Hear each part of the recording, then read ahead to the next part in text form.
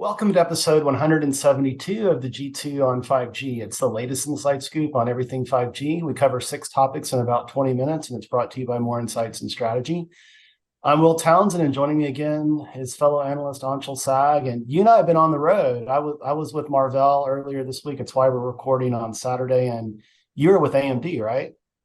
Yes, I was with AMD and some other CES previews. Um, I had to do a red eye from San Francisco to New York, which is like the worst. Those are always fun. Yeah, I did one for the first time in about 10 years, just back in, I think it was October. And boy, yeah, I can't sleep on airplanes. Mhm. but, I but somehow managed from exhaustion to sleep 2 hours. yeah, well, we'll be expeditious with our viewers and listeners this week, but we've got a lot of great topics to talk about. And I'm going to open up with what I believe is a watershed event for OpenRAN. And so, unless you were living under a rock this past week, AT&T and Ericsson announced a huge partnership.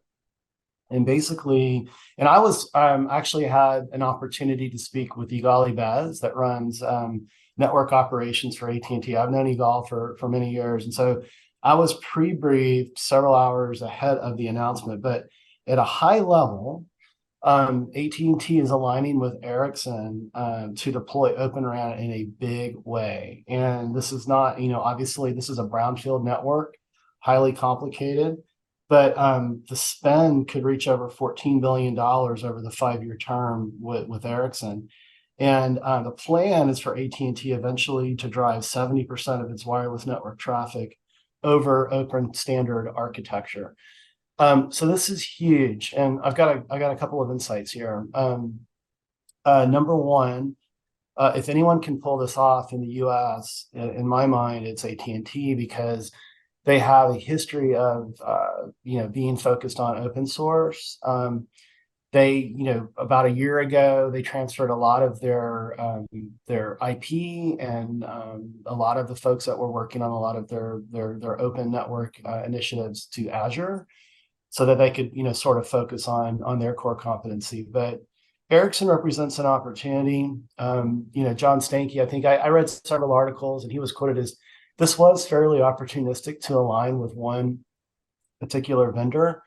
And so there's been a lot of question around, what does this mean for Nokia?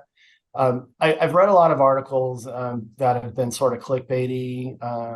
And at the end of the day, Nokia is not necessarily out of the mix. And speaking with Igal, AT&T needed to choose one path to reduce complexity. I think Ericsson is also a great choice because Ericsson has a huge engineering center in Louisville, which is very close to AT&T's corporate headquarters in Dallas, downtown Dallas.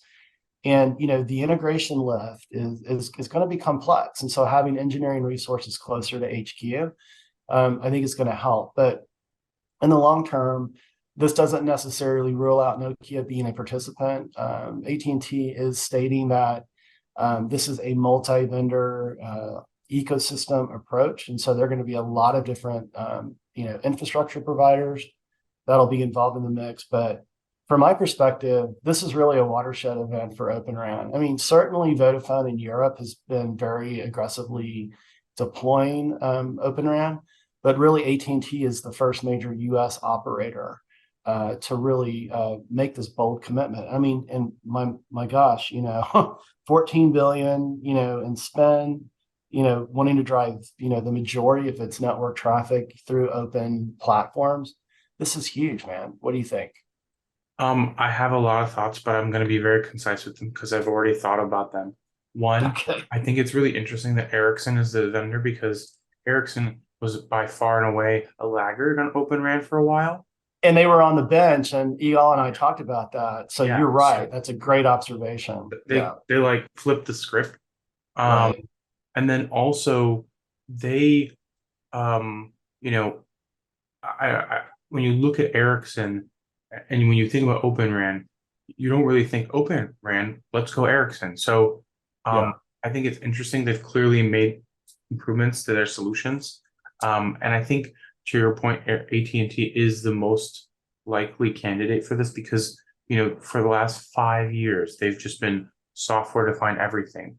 That's why I Yeah. thought they would be the first with standalone because Hmm. it's so much about virtualizing the RAN.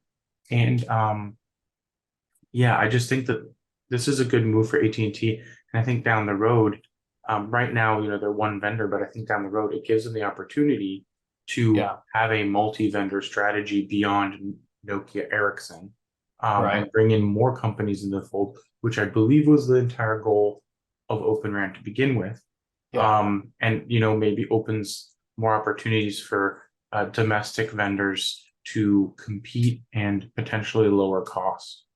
Yeah, I mean, I asked the question, and it's funny. Like you and I were sort of back channeling when the news broke, and I asked the question. I go, is any of this sort of rooted in your desire to sort of align to the U.S. government's desire to domesticate the supply chain for 5G and beyond? And I didn't really get a straight answer from Mr. Ibez, but the reality is AT&T does a lot of work with the federal government. I have a good friend that does state and local government sales with AT&T, and so that has to be a factor as well. But I think what Mr. Ibez stated was this is going to provide us. It's not necessarily kind of a capex opex thing from their perspective. It's an agility thing, so that they can deploy new services faster and leverage. And obviously over time, there will be capex and opex benefits tied to that. But this is, what I'm hearing from executives, and I think what I read in another article from CEO John Stankey was around this. This is more about agility and diversifying the ecosystem and the supply, and then obviously the supply chain factors into that as well. But anyway, it's exciting news. I think we'll continue to hear more about this. But let's go to your first topic. We're going to talk about another mobile network operator in the U.S., T-Mobile, and I caught this news as well. They're deploying standalone 5G millimeter wave, and I think that's going to be pretty exciting for its fixed wireless access services. But I'll let you take it. I don't want to steal your thunder. Yeah, this was kind of like a test, a millimeter wave using standalone, Yeah. which if you think about most millimeter wave deployments have been millimeter wave on the downlink over 5G and then 4G on the uplink. So Right. this is kind of I would say an integration of millimeter wave into the already existing standalone infrastructure. Yeah. Um, they were able to get peak downloads of 4.3 gigabits per second using 8 channels of millimeter wave spectrum, Hmm. which is kind of in the expected performance scenario. Also, they worked with Ericsson and Qualcomm to achieve this. So Ericsson was most likely the infrastructure vendor. Qualcomm was probably the UE, and Yeah. they also reported a 420 megabit uplink. So that's a pretty big one. Yeah. And they weren't using any low band or mid band as the anchor. So it was just millimeter wave. And yeah, they were able to do 4 channels of millimeter wave on the uplink to get that 420 megabits per second. So Yeah. um, uploads are getting more and more important as people become content creators and want to stream more content from their devices. So we'll see, where this gets used. But you made a good point that fixed wireless is an opportunity for them with this. I Sure. actually believe this will be at the core of T-Mobile's strategy in dense environments, like let's say stadiums and sport and other entertainment venues. I think this will be the core of how they deliver a good experience to users. Because truthfully, without millimeter wave, most of these venues are useless. Yeah, I agree. And I think, you mentioned sort of the stadium, kind of and sort of the kind of the density type applications when a lot of users come together at once. And, it's a, one of the challenges with millimeter wave is propagation, and you have to densify, right, to extend the signal reach. And in a stadium or at Circuit of the Americas or any sort of venue like that, it's a little bit easier to place small cells and macro cells within those environments to get the densification that you need. But what I really like about this is that, T-Mobile has been just sort of, moving up the staircase with its layer cake spectrum, right? So when Neville, you and I spent a lot of time with Neville when he was leading technology for T-Mobile. The initial focus was on low band to ensure good coverage. Now they've been moving into their mid band and moving that into standalone and now millimeter wave. So I think that's a logical progression, and it's probably the best progression for the operator. But yeah, good stuff, man. Well, let's go to my second topic, and I want to talk about Huawei. So we haven't talked about Huawei in a while, and they conducted their Huawei Connect Europe event. Um, Before the pandemic, they conducted Connect in is it in Shanghai? Yeah, it was in Shanghai. It's been in Shanghai, but they're moving that signature event, regionally, much like other infrastructure companies do. So they had their event. It was in Paris, and I wasn't able to attend. It was the week before Thanksgiving. I was traveling, but I did tune in virtually, and I did contribute an article to RCR Wireless's Analyst Angle that posted this week. But, at a high level, going into that, my question was, is Huawei back, right? Just like, are my Texas Longhorns back? I think they are. But is Huawei back? And what was interesting, to no surprise, the event theme centered around sustainability and the cloud. And from a sustainability standpoint, Huawei's been very, very focused on initiatives that are designed to reduce power consumption. And so at the event, they had, several, customers and partners on stage that included Solar Power Europe and the Global Enabling Sustainability Initiative. And it's no secret that one of the pivots that Huawei has made has been around solar, and not necessarily manufacturing the panels, but the solar inverters. And so they've quickly, like over the last year and a half to 2 years, they've developed a portfolio of solutions. And I talk about that in the article, so we'll include the link when we post the podcast here. But I think that sort of marks a positive pivot and for their business direction, given that they've had softness obviously in their cellular infrastructure business based on the entity listings and that sort of thing. But the other thing, and it's sort of more of I think a Me Too kind of fast or slow follower, however you want to characterize it, approach. But they're focused on cloud service delivery, and to no surprise, AI is in the mix with that as well. So they're definitely trying to compete with the likes of HPE GreenLake and Dell Apex. But they've also, just like I think everyone else, they've announced new AI models. They have a model called Pangu and GaussDB. GaussDB is a distributed cloud database, but what Huawei points to is that a lot of these initiatives around their cloud services are enabling startups in Europe that want to do business in China and vice versa. China, startups that want to do business in Europe. It's helping sort of facilitate that through connectivity. So, I think at a high level, I mean, are they back? I mean, certainly they're remaining relevant. They're focusing on the right things that everyone else is focusing on. A lot of their success is self-reported. And so it's hard to audit this, other than what they provide in prospectuses and, their earnings announcements and that sort of thing. But I think, at a macro level, when you sort of look at the event and you look at the fact that they had partners and customers on stage sort of espousing the success of what they're accomplishing, I would say they're remaining relevant. But what do you think? I think remaining relevant is a more accurate representation of the state of Huawei. I don't really think they're back because there's a lot of countries where they're explicitly forbidden or being thrown out. I do think that they have a lot stronger of a presence in Africa and in the Middle East and Southeast Asia. But I do think that they are going to be capped on growth. And they do have a lot more competition. And I also think a lot of the AI stuff they're talking about is also going to be limited since they don't have access to things like NVIDIA GPUs. Right.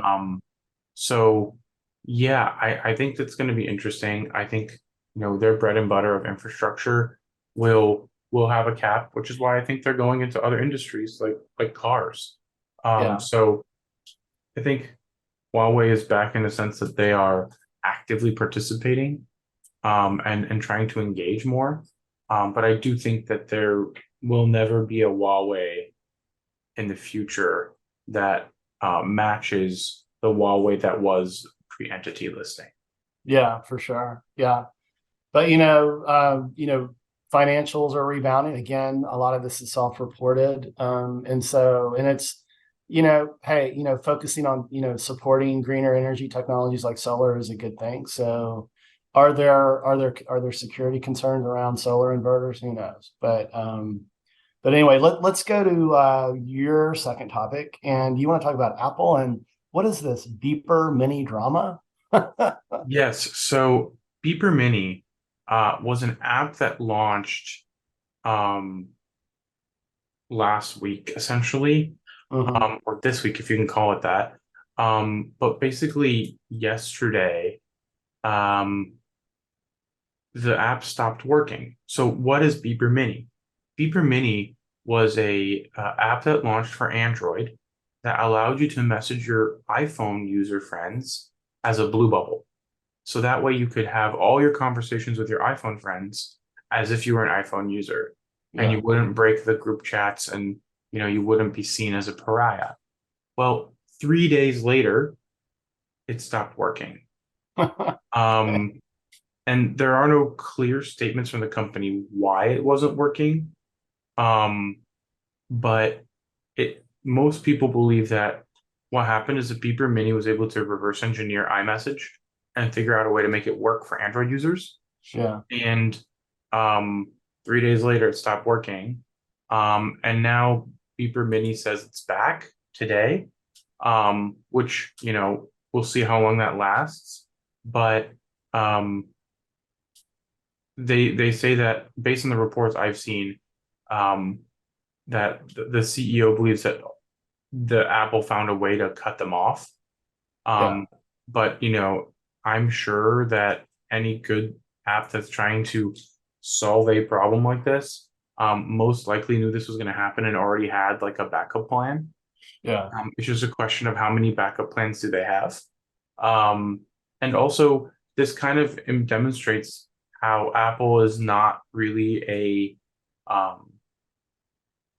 I don't know how to put this, a good steward of the industry. Mhm. And they can probably claim that this is a security breach of some sort. Yeah. But the reality is that um, Android users don't really want to use iMessage, or have a separate app to iMessage iPhone users. Yeah. And that the EU was justified in pushing Apple to support RCS, which they say they will now. Mhm. And maybe because they said that they'll support RCS, they think they can get away with doing this. But I'm sure European regulators are watching this very closely, Yeah. and maybe even wanting to go harder, on the hammer to when they drop it on Apple. So Yeah. that's kind of the crux of it. Okay.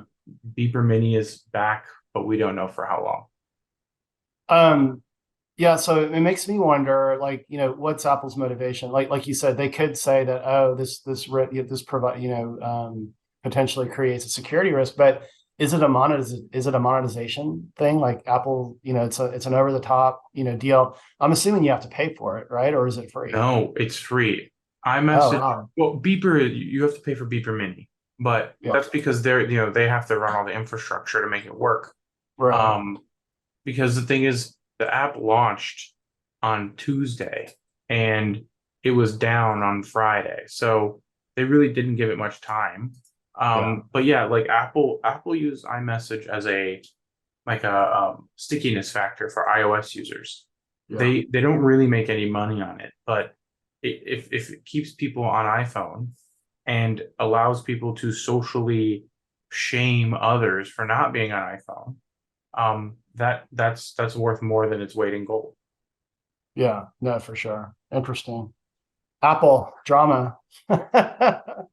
Let's go to my third and final topic, and I want to talk about Dish and EchoStar. So this week they officially received approval for the combination of the companies.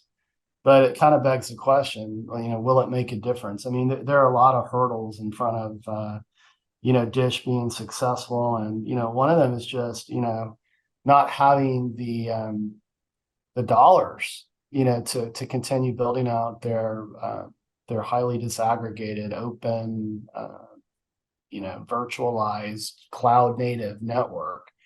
And they announced the merger agreement on August 8th. So yeah, it takes a few months for the regulators to sort of review all of this.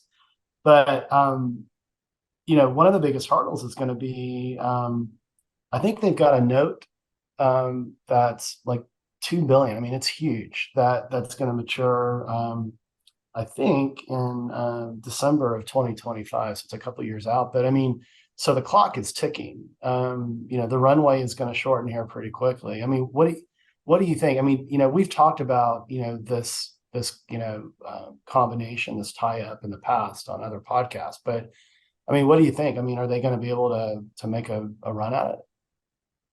I think really what this is Charlie Ergen buying himself more time. Right. That's my impression as well. Because without this merger approval, Dish is dead.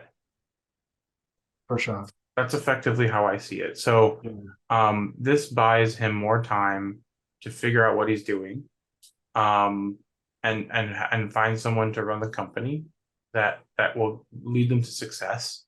But my optimism for this venture wanes by the day. Yeah. And I wish they are successful and hope that they are successful, but my confidence in their success just keeps getting worse every day. Yeah, it's looking pretty bleak, and management shuffles continue. And yeah, I mean, it'd be great to have a fourth operator be competitive in the market. But I mean, from my perspective, they clearly haven't articulated a plan that provides differentiated value in the market. It just seems to be all about access and anchoring its initial plans on its prepaid business, and they've been losing subscribers like crazy there. So I also think AT&T's move to OpenRAN removes some of that novel OpenRAN thing that they were pushing when they launched. For sure. Yeah. And I tell you what, man, the lift to do this in an established brownfield network is tremendously more complex than it is with a net new greenfield deployment. But anyway, let's go to your third and final topic. You want to talk about Telefonica and Nokia, and they are partnering to open a 5G holographic lab in Spain. And hey, surprise, surprise, standalone's a part of the mix. Yes. So this is a lab that's being created it's a lab at the Valencia Polytechnic University in Spain. And they're claiming this is the first lab in Spain for the development and testing of holography as a use case based on 5G communication. So they're going to be using 26 gigahertz as their band for communication. They're going to be doing both standalone and non-standalone. Definitely millimeter wave, right? Definitely millimeter wave. It is millimeter wave, and it will be. I guarantee you, it will be mostly focused on standalone. And Telefonica will be the one who will help deliver network operations, which includes, working with 5G cloud and edge compute to send and receive these holograms. And yeah, it's a really good development because holograms are going to be a way that we see things in AR. And this lab is part of the Advancing 5G Immersive project, which was financed by the Spanish Ministry of Economic Affairs and Digital Transformation with next-gen EU funds from the European Commission. So it's like European Commission, Spain, and then the lab. So, and I'm sure the lab will throw some money at some developers too. But yeah, Nokia is obviously providing the 5G equipment. and the university is supplying the research team. So they're going to do a lot of research in holography and using 5G millimeter wave as kind of their anchor. Yeah, no, I love the whole, academia partnership approach, bringing, industry into this as well with Nokia and with Telefonica. And I think there could be some really exciting things that result from that. But well, hey, my friend, it's been another great podcast. I'm hitting the road for my last business trip next week. I'm headed to Dublin, and I'm going to spend some time with Druid. They do software mobile core, 4G and 5G. And I'm going to spend some time with them on Friday the 15th at their demo day. And actually, we'll be doing a video with a communication service provider that they are working with, as well as Napatech. And Napatech does UPF offload. I wrote a Forbes article back in August about it, so I'm actually following up to spend time. So we may not get our podcast recorded next week. It may have to be right before the Christmas holiday. But what do you have left? Do you have any more business travel before you hang it up for the year? Done. Oh, good for you, man. I'm a little jealous. But I mean, Dublin, not a bad place to go for a business, make it to, your last business trip. Maybe but you'll get some Christmas markets. Yeah, good for you, man. Well, hey, why don't you take us home? Absolutely. We hope our viewers and listeners found this week's topics interesting. If anyone out there would like to provide insights on a specific 5G topic for a future podcast, please reach out to us on social media. Will is at Whale Contact, and I'm at Anshul Sag. We hope you have a great weekend, and please tune in again next week or the week after. And don't forget to rate and subscribe.